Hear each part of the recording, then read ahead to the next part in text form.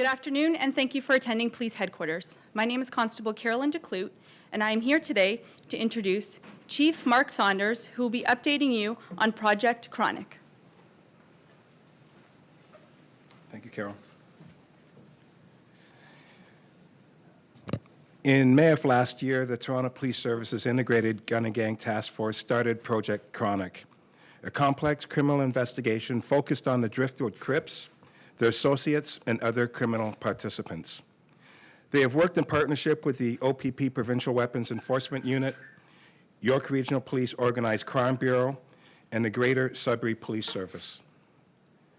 This morning, between 1 a.m. and 5 a.m., 77 warrants were simultaneously conducted at residents in Toronto, York Region, Peel Region, St. Catharines, Durham Region, and the Greater Sudbury area.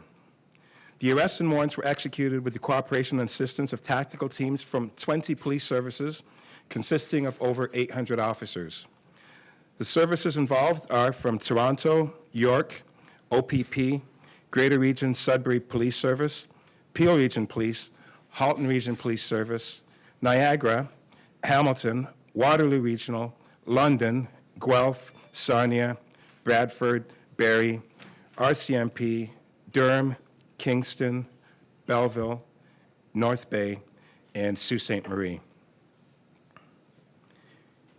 In total, there will be approximately 120 accused and over 660 charges related to criminal organization offenses, attempted murder, trafficking firearms, kidnapping conspiracies, firearms possession, robbery and drug trafficking, and the drugs included are marijuana, heroin, meth, cocaine, and fentanyl. All accused will be attending bail court today. We allege that the Driftwood Crips are a criminal organization comprised of a number of different cells operating throughout Ontario and Western Canada. They have been involved in occurrences connected to homicides, shootings, kidnappings, firearms, and drug trafficking. We believe the Driftwood Crips have a clear rank structure, a number of leaders in control of separate cells, some of whom are running their operations while incarcerated. The main objective of Project Kronic were to identify the members and leaders of the Driftwood Crips, to determine those who supply this group with contraband including narcotics and weapons, solve historical serious crimes, and disrupt the violence in many affected communities. We allege that a member of the Driftwood Crips was supplying a large quantity of fentanyl and cocaine to a network of dealers in the Sudbury area, which include a member from Hell's Angels. The investigation has resulted in a significant seizure of firearms, proceeds of illegal narcotics, which will be on display tomorrow for tomorrow's press release. The arrest and prosecution of those participating in this criminal network will assist in minimizing their threat to these communities and disrupt this criminal organization.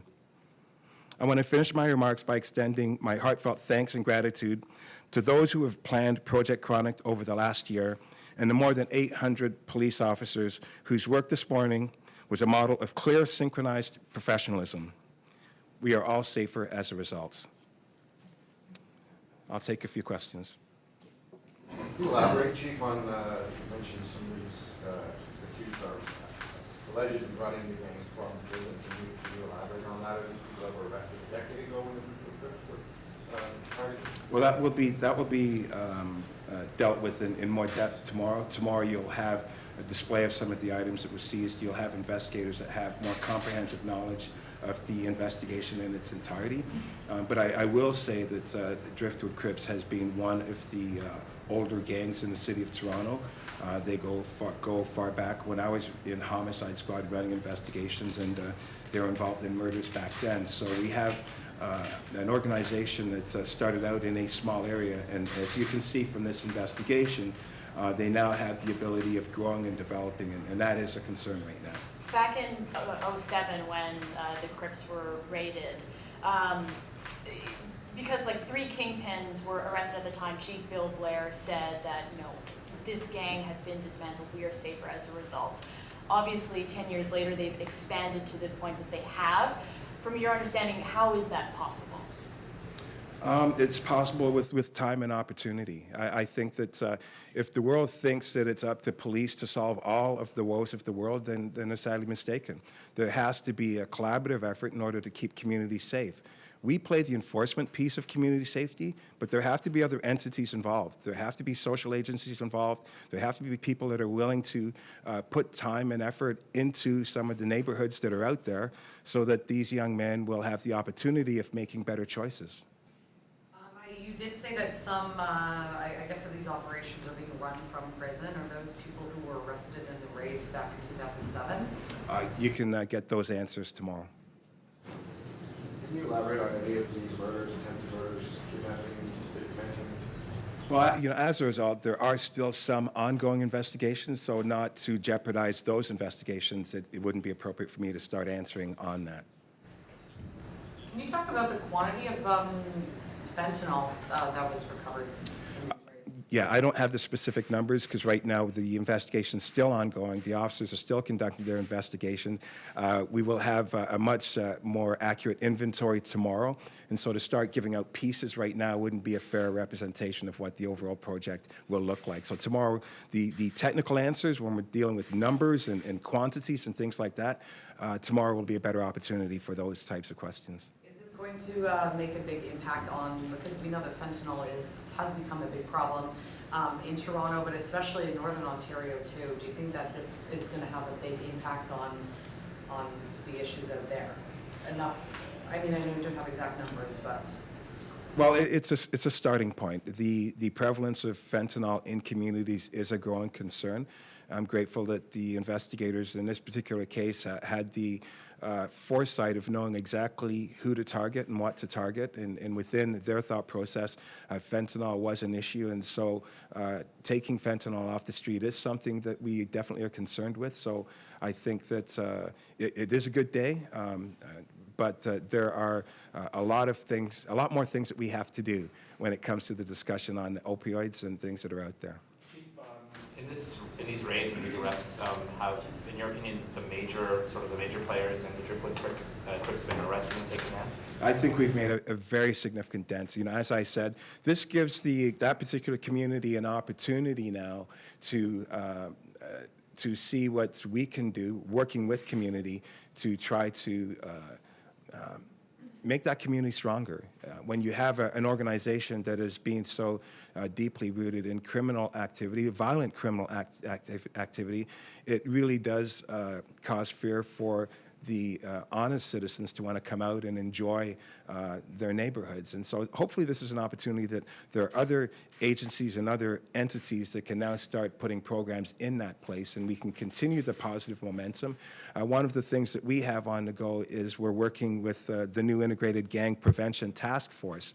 And so as we start looking at all of the players, you can have a situation where you have a brother of three, and one is definitely hardcore into this network, but two others might not be. We're looking at creating exit programs and strategies for that type of behavior. So we're looking at everything from a holistic perspective, not just the enforcement piece, but do we have opportunities to break the cycle with other family members or with others so that they can make better choices. So we're working with John Howard Society and other entities for that, and we're excited about that opportunity.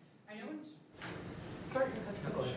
Well, Chief, I just wanted to ask, once the gangs spread outside of the city and they go to all the other locations that you guys have made arrests in, how much more of a challenge is it for you guys to try to take them down once they move into different parts of the country, different jurisdictions? How much more of a challenge is it for you guys to go and make a move and try to take them down? Well, I would say 15, 20 years ago, it would be a huge challenge and a huge problem, but law enforcement has learned the importance of collaboration. Globalization has made our environments that much smaller, and so the ability of thinking outside of your jurisdiction with any type of major investigation is just a natural process. We have law enforcement agencies are willing to share information a lot more better than ever. That's the only way we're going to come ahead of the game, because a criminal element certainly does not care about the borders. So we have to have a much stronger relationship with all of our agencies if we're going to be successful. And this is a classic case when I talk about all of the jurisdictions that were involved with this, not just on today's takedown, but throughout the investigation as well. Driftwood Crips Crips then and now? Is there something that you can sort of point to that they have advanced with, got more brutal with? Or, like, I'm just trying to see if there's a difference between then and now. Now they're more into these different types of drugs, or can you sort of tell us something that you thought was remarkable from then and now, and what they're operating Well, first in? off, I don't want to talk about street gangs as remarkable. You know, these are thugs that are trying to intimidate neighborhoods and gain control and participate in unlawful activity, including murder and other things. What I will say is there is a growth in occupying territory. Before they controlled the area of Driftwood and only the area of Driftwood.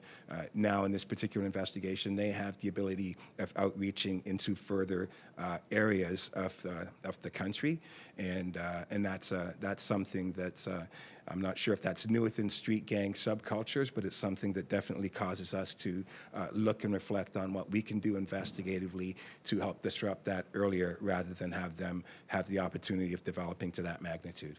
Now, last year, we did see a spike in gun violence, or at least there were a lot of reports of it, and even the mayor said, we know a lot of it likely has to do with gangs. Do the gang members arrested in today's raid, is it alleged that they're behind some of those shootings that we were seeing in the last year or two?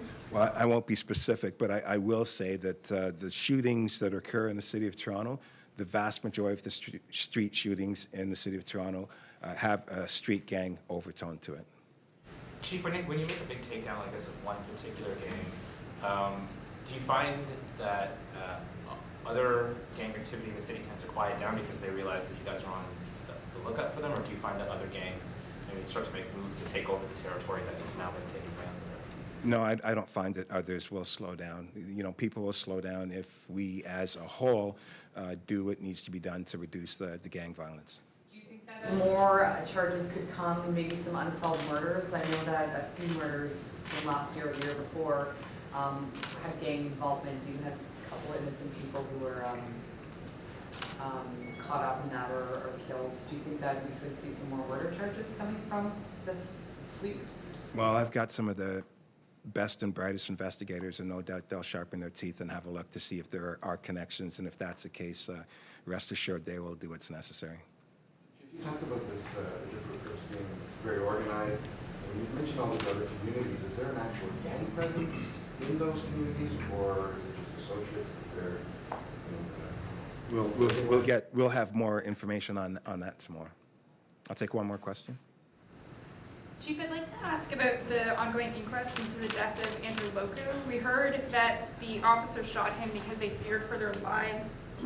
Now that we've heard the testimony of the officers involved, is there anything you would like to say about the shooting, or will the service make any changes as a result of the death? Yeah, my comment is at the end of the day, I'll see what the inquest says. Thank you very much, everybody.